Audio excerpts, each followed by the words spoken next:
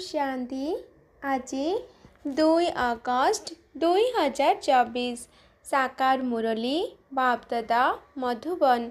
बाबा कहते मीठे बच्चे तुम मानकर वास्तविक संस्कार अर्थात अनादि संस्कार पवित्रता अटे।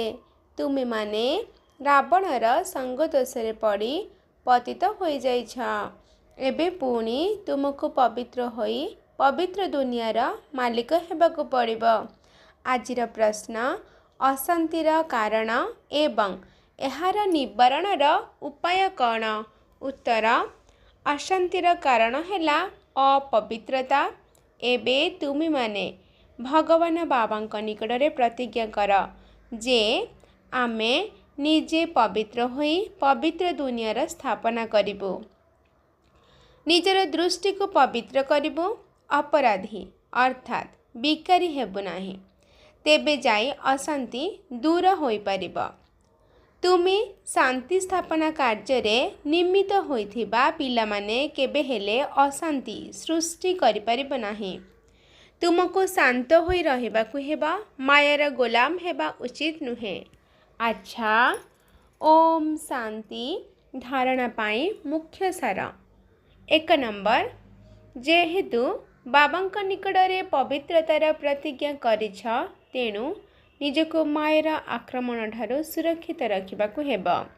केबे हेले मायर गोलाम हेबा उचित नुहे किंबा एही प्रतिज्ञा को भूलिबा उचित नुहे, काहेकि ना एबे पवित्र दुनिया को जीवाकु हेबो। 2 नंबर, देवता हेबा पाई हेले निजर अवस्था को बहुत बहुत शांतचित्त करबाकू हेबा। कौनसी भी भूत को प्रवेश हेबाकू देबा उचित नुहे। दैवी गुण धारण करबा उचित। वरदान फरिश्ता स्वरूप स्मृति द्वारा बाबांकर छत्र छायार अनुभव करुथिबा विघ्नजित भव। विस्तार अमृत बेलारे उठिबा मात्र के स्मृति रे आण जे मु फरिश्ता अटे। ब्रह्मा बाबा को प्रतिदिन जदि एही मनपसंदिया उपहार देबा तेबे प्रतिदिन अमृत बेलारे बाप दादा तुमको निजर बाहुबंधन रे बांधि नेबे। तुम्हें अनुभव करिबा जे मु बाबांकर बाहुबंधन रे अछि एवं अतीन्द्रिय सुखर झुलनारे झुलुछि।